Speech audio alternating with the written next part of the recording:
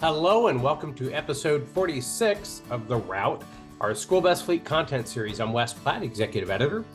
I'm going to recap some of the top stories that we've had recently on schoolbusfleet.com.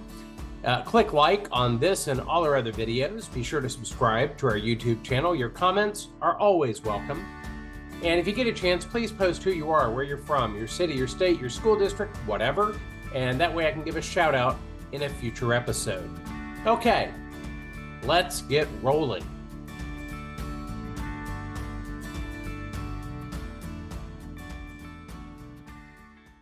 Our first stop is Lawrenceville, Georgia, home of Gwinnett County Public Schools. With 1,630 route buses, Gwinnett took the #1 spot in School Bus Fleet's Top District Fleet Survey for 2022 for the second straight year. Rounding out the top five, Charlotte-Mecklenburg Schools in North Carolina with 928 route buses, Cypress-Fairbanks Independent School District in Houston, Texas with 639 route buses, Polk County Schools in Bartow, Florida with 525 route buses, and Cherokee County School District in Canton, Georgia with 404 route buses. Check out our complete top 25 list online and in our October print edition of School Bus Fleet. And watch the November issue for a deeper dive into the survey results. Do you want a sneak peek? I got a little bit for you.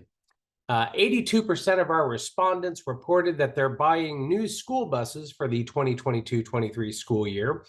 Last year, 90% of the respondents purchasing buses chose diesel. Some of them also chose other types of buses, but diesel was a predominant one. That's down to 71% this year, while respondents choosing electric buses have gone from 4% to 9%. Thanks to everyone who participated in the survey. I hope a lot more participate next year. Would really like to hear from a lot more of the metropolitan school districts. We didn't get much from those this year. Didn't get them last year either. Not sure what's going on there, but we are definitely open to hearing from them.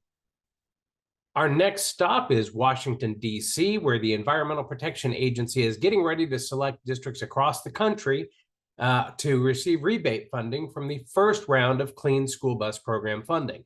The EPA had announced $500 million would be available this time for all electric and low or zero emission alternative fuel buses. But after seeing remarkable demand from every U.S. state and territory, they decided to boost that to $965 million, almost $1 billion. EPA officials report that they received about 2,000 applications worth nearly $4 billion for more than 12,000 buses.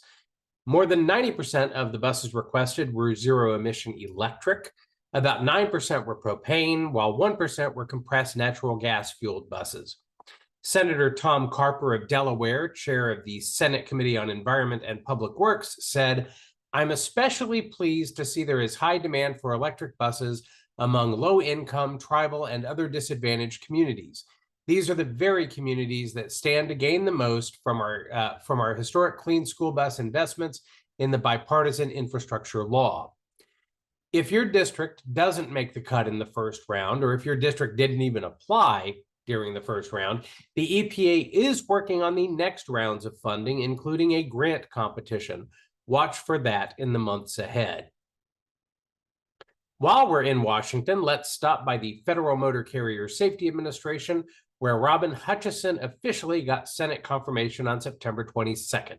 Congratulations. She's the 7th person to officially hold the position. Before that vote, she had been the 4th acting chief since Ray Martinez stepped down nearly 3 years ago.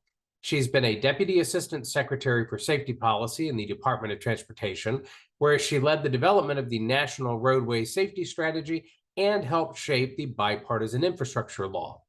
How do you think she's been doing so far? Share your thoughts in the comments. Our last stop is, well, wait, no, we're still in Washington.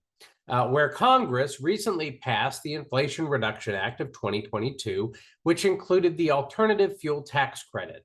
The Propane Education and Research Council encourages use of the credit, which allows propane auto gas fleet operators to claim a credit for every gasoline gallon equivalent of propane auto gas purchased, or about 37 cents per gallon. The bill extends the credits through December 31st, 2024, and permits fleet owners to apply retroactively for any fuel purchases made in 2022.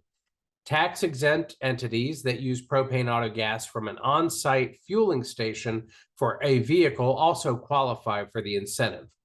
The new law also extends the alternative fuel vehicle refueling property credit, which allows operators to claim up to 6% or $100,000 of the cost of installing qualified alternative fuel vehicle refueling property, including propane auto gas refueling equipment. All right, it's time to park the bus for now.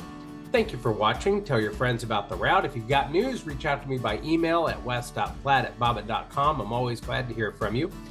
Tweet us at SchoolBusFleet. Remember to post who you are, where you're from. I'll give a shout out in a future video. Drive safely, and we'll see you next time on the route.